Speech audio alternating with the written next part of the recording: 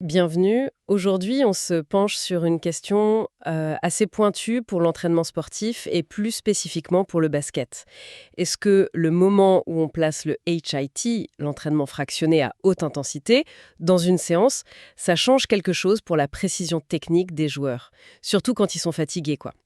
Alors pour explorer ça, on a une source principale, une étude scientifique. Elle s'appelle Does the timing of high intensity interval training affect technical accuracy under fatigue? An experimental study in basketball players. C'est paru tout récemment, en 2025, dans le Journal of Sport Science and Medicine. Les auteurs Sini He, Jingjing Wang et Jing Yang de l'Université des sports de Chengdu. L'idée, c'est vraiment de décortiquer cette étude, comprendre si faire le HIT avant ou après les exotechniques, ça fait une différence pour de jeunes basketteurs. On sait bien que le HIT, c'est top pour améliorer la condition physique générale. Le cardio, les sprints, tout ça. Mais là, la question est plus fine, c'est quand est-ce qu'on le programme pour optimiser pas seulement la forme, mais aussi l'adresse technique quand on est crevé, comme en fin de match. Exactement. Alors, l'étude a suivi 36 jeunes basketteurs, des garçons d'environ 16 ans et demi pendant 6 semaines. Ils les ont séparés en 3 groupes. Un groupe qui faisait le IIT avant l'entraînement technique et tactique, on va l'appeler IIT Early. Un autre qui le faisait après, donc IIT Post. Et puis un groupe contrôle qui n'avait pas de IIT spécifique dans son programme. Le protocole IIT lui-même, il était identique pour les 2 groupes concernés. C'est vraiment juste le timing qui changeait. D'accord. Et comment ils ont mesuré les effets concrètement? Ils ont fait quoi comme test? Alors, pour la condition physique intermittente qui est super importante au basket, ils ont utilisé un test connu, le 30-15 Intermittent Fitness Test, le VIFT. Et juste après ce test VIFT, justement pour provoquer la fatigue, les joueurs enchaînaient direct avec 10 minutes de jeu. Un 3 contre 3. Et c'est pendant ce 3 contre 3 qu'on analysait leur précision technique. Les passes, les dribbles, les tirs, tout ça via observation vidéo.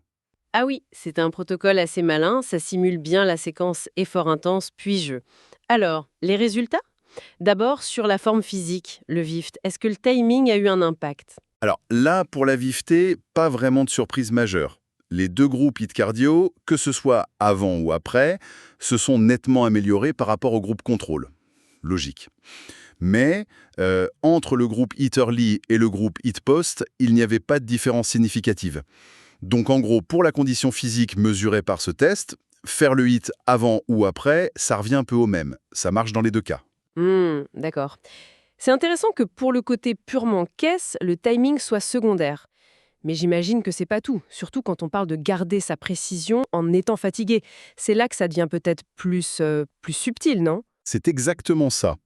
C'est sur la précision technique sous fatigue que les choses se corsent un peu. Pour la précision des passes et aussi des tirs, le groupe qui faisait le HIIT Early, avant la technique, le groupe HIIT Early donc, eh bien, il a montré des améliorations significativement plus importantes que le groupe contrôle après les 6 semaines. Le groupe HIIT Post, celui qui faisait le HIIT après, il s'est amélioré aussi, mais de manière moins marquée que le groupe HIIT Early, sur ces 2 compétences-là. Les stats le montrent bien, les tailles des faits sont assez importantes. Attends, ça veut dire que les fatiguer avant de travailler la technique les aiderait à être plus précises en situation de fatigue plus tard? C'est un peu contre-intuitif, non? On pourrait penser qu'ils seraient trop fatigués pour bien apprendre la technique. C'est une interprétation possible, oui. L'idée, c'est peut-être que ça les habitue à exécuter ces gestes techniques dans un état de fatigue, une sorte d'adaptation spécifique. D'accord, une adaptation. Et pour les dribbles alors, c'était pareil? Ah non, pour les dribbles, c'est différent. Là, l'amélioration était significative dans les 3 groupes. Même le groupe contrôle s'est amélioré. Et surtout, il n'y avait pas de différence significative entre les groupes à la fin de l'étude. Ah bon? Comment ils expliquent ça? Les auteurs avancent quelques hypothèses. Peut-être un effet plafond. Les joueurs étaient peut-être déjà assez bons en dribble au départ. Ou alors, le dribble est une compétence, moins sensible à ce type de fatigue induite, ou peut-être plus automatisée chez ces joueurs. D'accord, je vois. Alors, concrètement, si on est coach de jeunes, qu'est-ce qu'on peut retenir de tout ça? Est-ce qu'il faut systématiquement mettre le yashi avant la technique? L'étude suggère que si l'objectif numéro 1, c'est vraiment de maintenir la précision des passes et des tirs quand ça commence à piquer physiquement, alors oui, programmer le IHI avant la séance technique pourrait être plus bénéfique. Ça pourrait mieux les préparer aux exigences de fin de match. Mais il faut rester prudent, j'imagine. On parle de jeunes joueurs d'un niveau local, et l'étude a duré que 6 semaines. Absolument. Ce sont des limites importantes à souligner. On ne peut pas généraliser ça directement à des joueurs élites, plus âgés ou sur une saison complète, sans plus de recherche. C'est clair. Et puis, il faut noter aussi que la fatigue, elle a été induite par l'enchaînement VIFT plus 3C3, mais pas mesurée physiologiquement juste après le 3C3, par exemple avec le lactate ou autre. Et les mécanismes exacts derrière tout ça, neuromusculaires, cognitifs, attentionnels, méritent aussi d'être creusés davantage.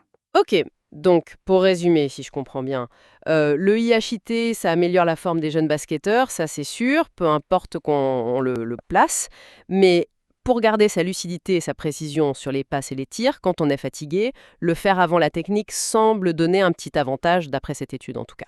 C'est ça. Et ça ouvre une réflexion intéressante pour la suite, non?